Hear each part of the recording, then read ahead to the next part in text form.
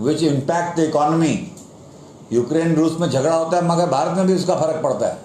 उसके बावजूद भारत की ग्रोथ और भारत की अर्थव्यवस्था सबसे सुरक्षित, सबसे मजबूत, सबसे स्थायी।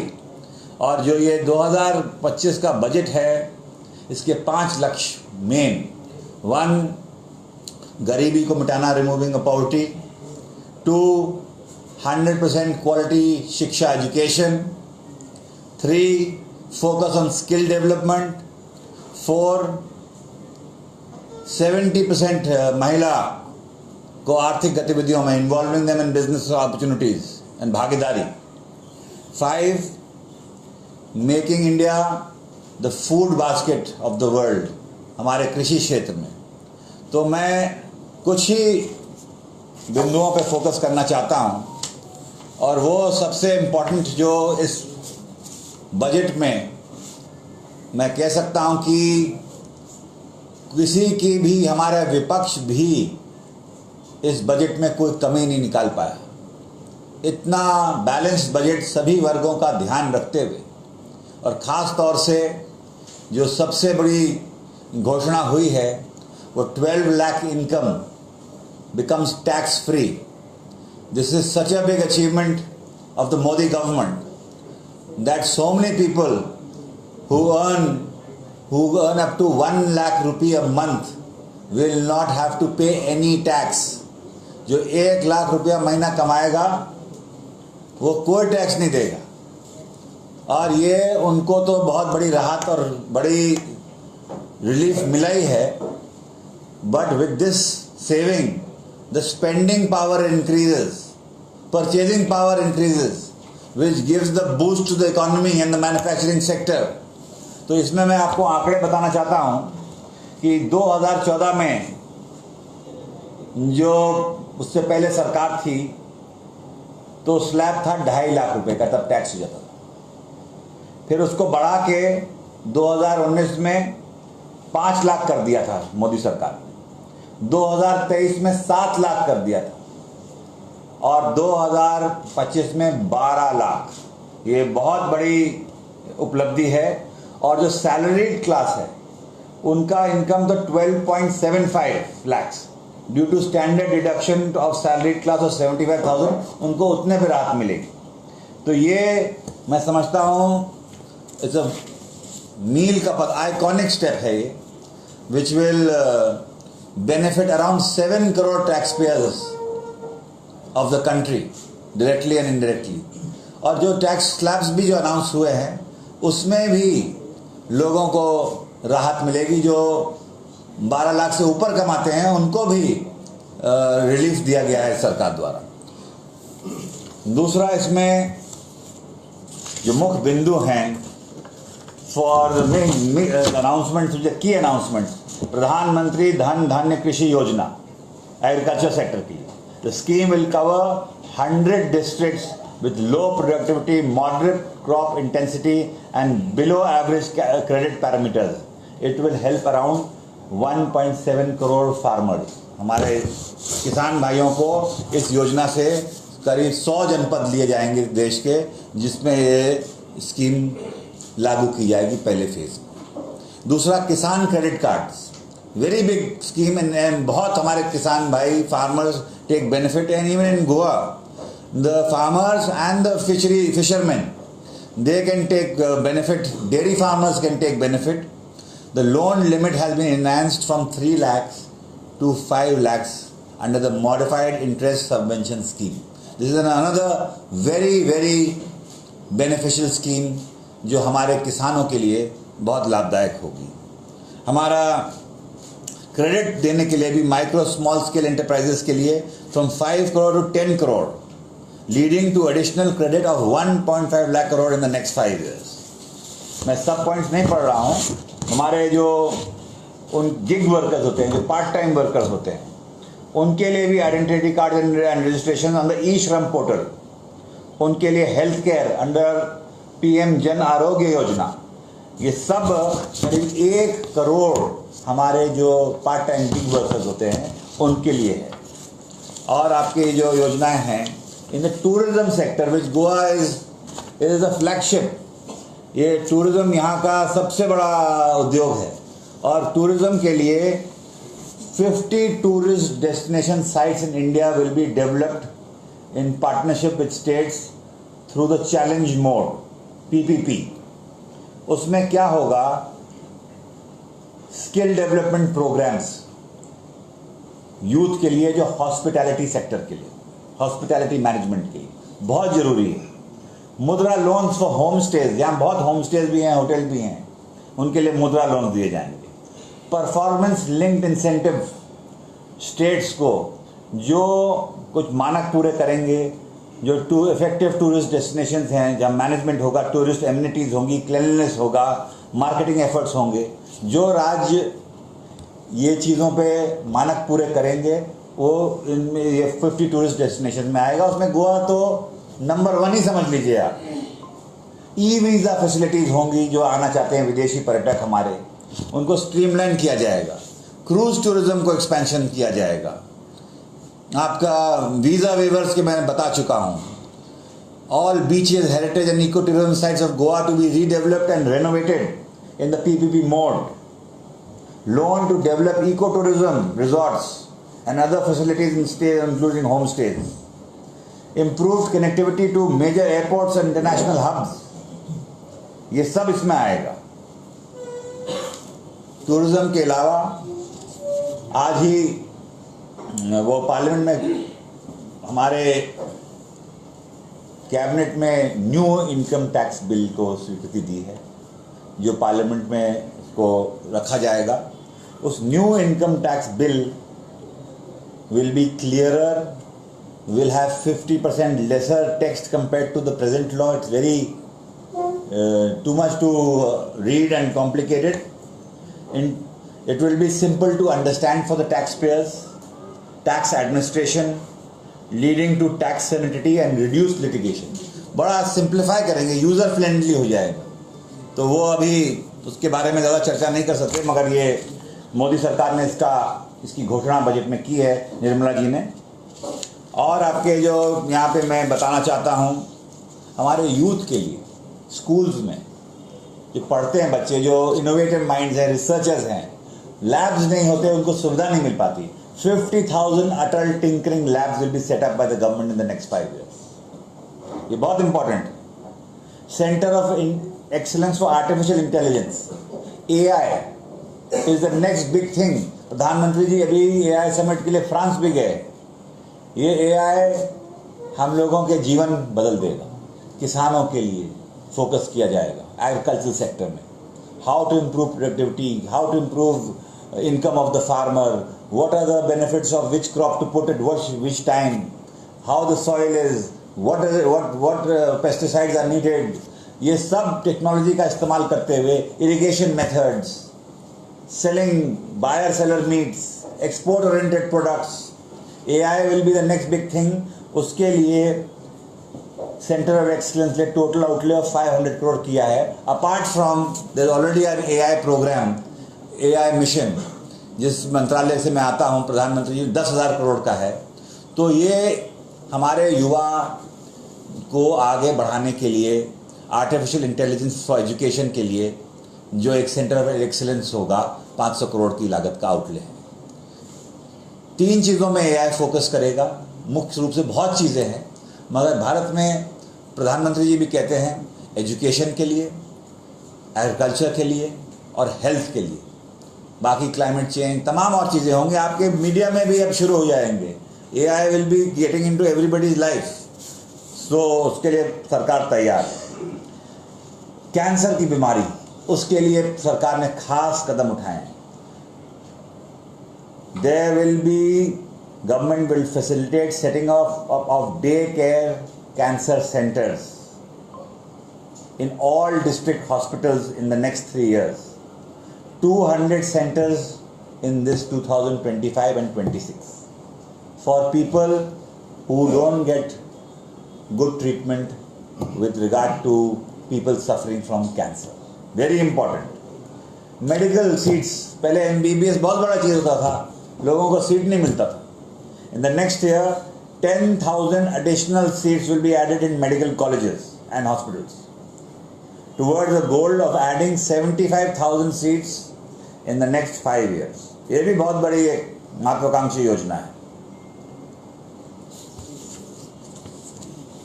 मैरिटाइम, जिससे गोवा का यहाँ पे पोर्ट्स है, शिपिंग है, और भी बहुत बढ़ावा दिया जा सकता है. उसके लिए a corpus of 25,000 crore for long-term financing of maritime industry, which can transform Goa, and Goa will be one of the biggest beneficiaries of this scheme. और हमारा प्राइवेट सेक्टर रिसर्च के लिए है. Government has allocated 20,000 crore. Research बहुत important है. Deep tech funds, ये technology आ गई है. डीप टेक के जो आपके वीडियोस भी आते हैं, तमाम टेक्नोलॉजी आई है. इसके लिए हम लोगों ने भी आगे नेक्स्ट जनरेशन के लिए और भी प्रावधान किया है.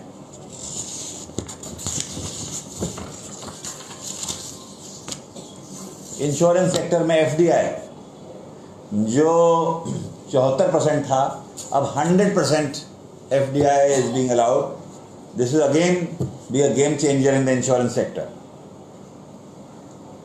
एक्सपोर्ट प्रमोशन के लिए बहुत से कदम उठाए जा रहे हैं. भारत ट्रेड नेट, ये डिजिटल पब्लिक इंफ्रास्ट्रक्चर की तरह कि लोगों को जो एक्सपोर्ट करना चाहता है, वन स्टॉप शॉप, उसको पूरा चीज़ें एक्सपोर्ट के बारे में, rules regulations, market prices, market access, quality control measures, everything will be available. तो ये भी एक बहुत बड़ी चीज़ होगी. हैंडीक्राफ्ट्स को एक्सपोर्ट करने के लिए वो भी बढ़ा दिया गया 6 महीने से 1 ईयर के लिए. द गवर्नमेंट ने extended time period to facilitate exports of handicrafts.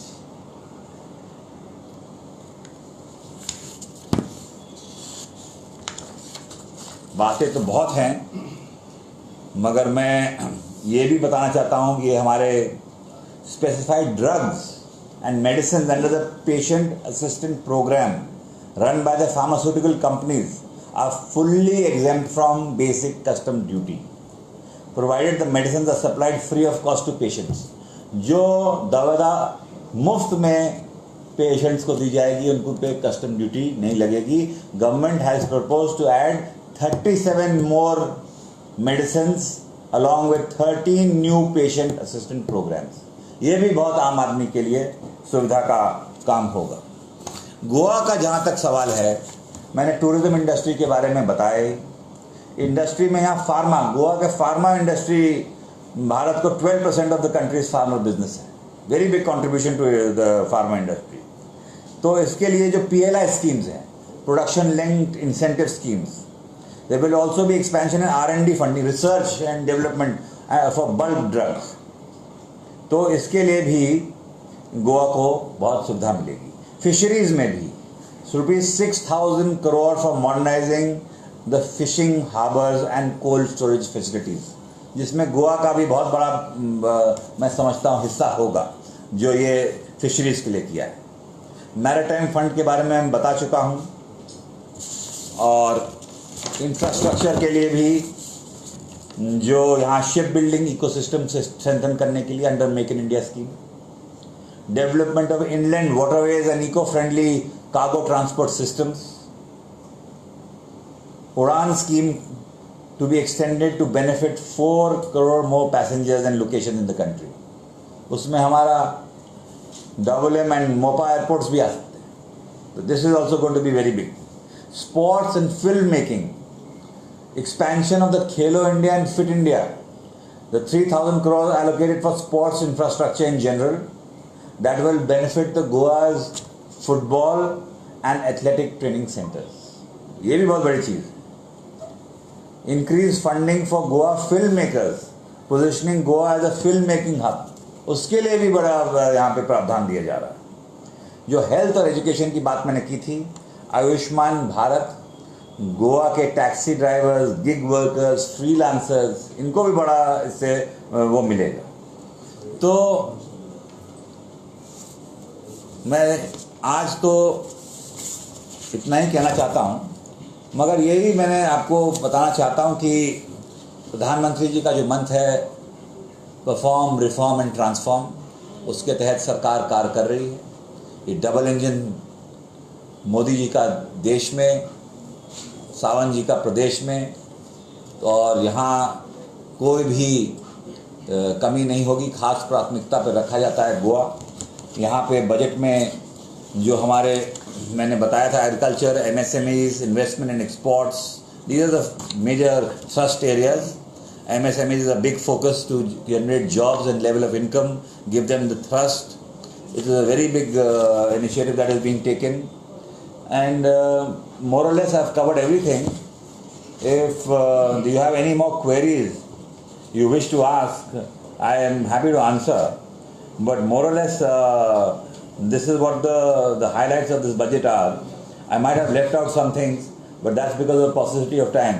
Expansion of capacity in IITs, यहाँ पे भी IIT, उसको भी यहाँ पे फायदा मिलने वाला है। टॉय सेक्टर को बड़ा फायदा मिलने वाला है। To focus on development cluster skills and a manufacturing ecosystem that will create high quality. पहले क्या हो रहा था कि हमारे कुछ पड़ोसी देश डंप कर देते थे।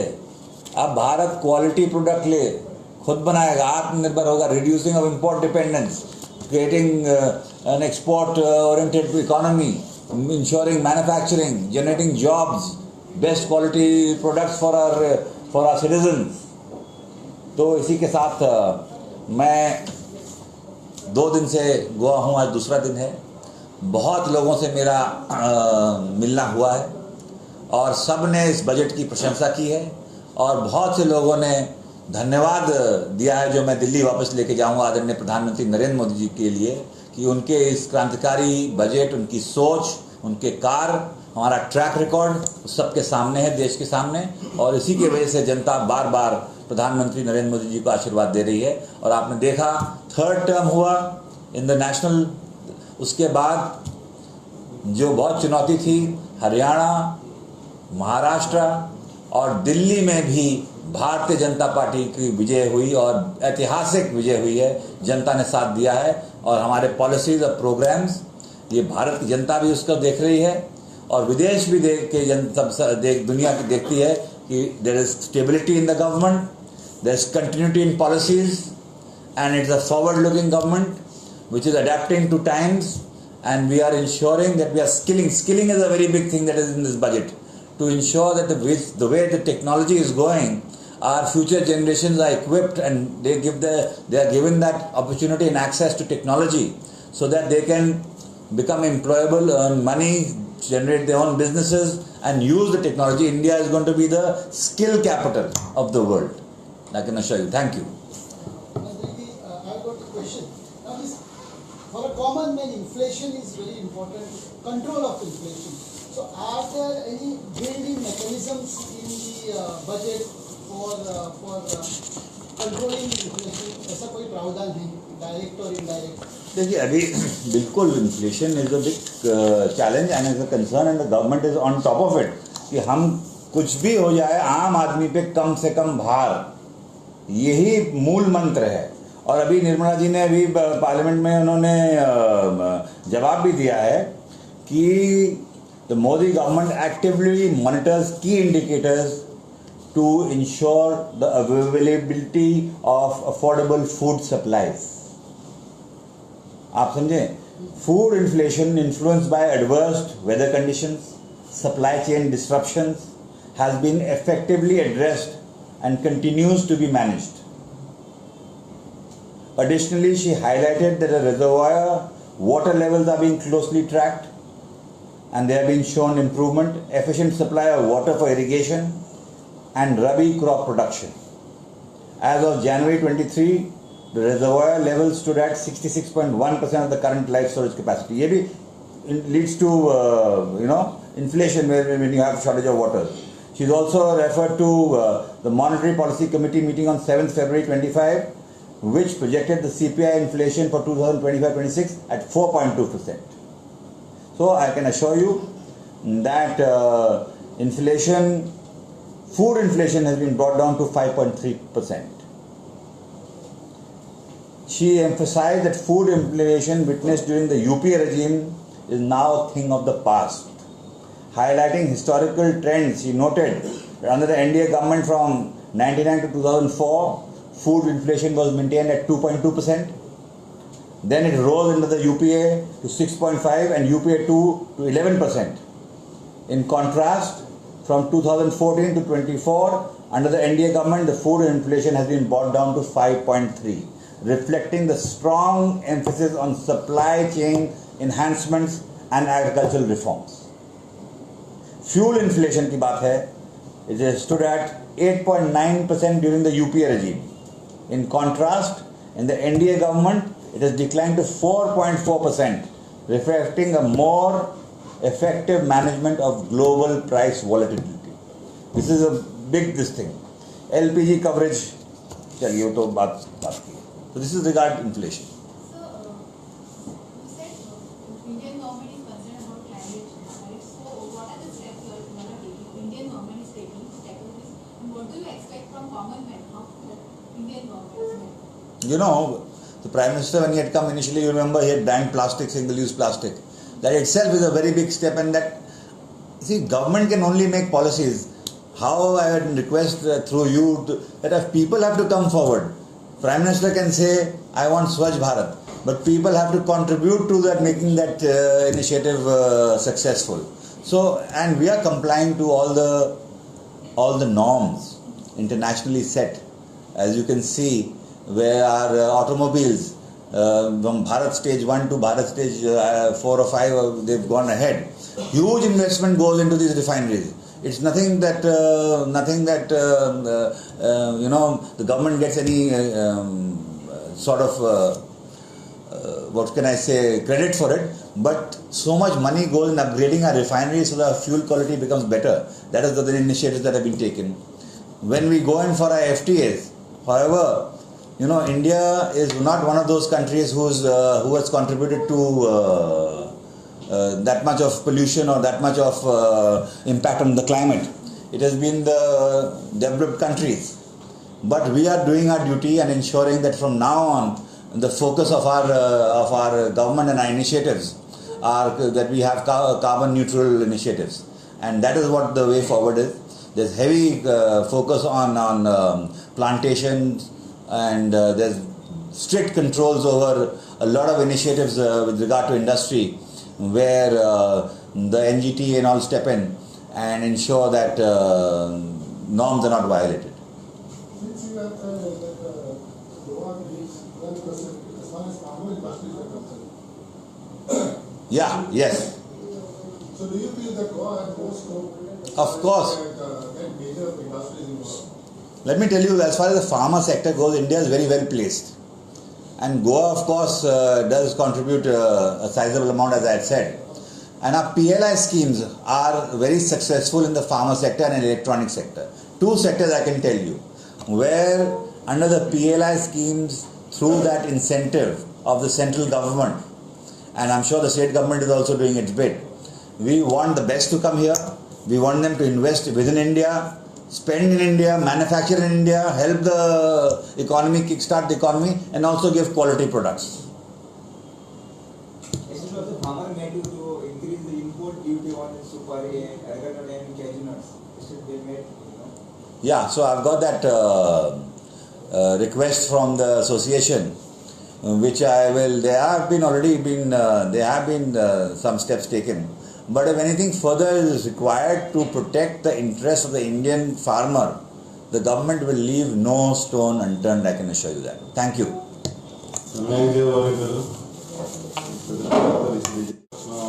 केंद्रीय नेते श्री जितीन प्रसाद यांनी आमकां मार्गदर्शन केलें त्या बद्दल तशेंच आमचे नेते श्रीपाद नाईक जी हांगा आसा तांकांय बीन पक्षाच्या तर्फे दुसऱ्या स्टेटींनी धाडिल्ले आसा ते ह्या बजेटाच्या संदर्भात दुसऱ्या स्टेटींनी वचून तशेंच मार्गदर्शन करतले आनी हांगा गोंयांनी बी सकले स्तरा पर्यंत आमी पावतले तुमचो सगळ्यांचो सहयोग अपेक्षीत आसा. देव बरें. धन्यवाद. Thank you.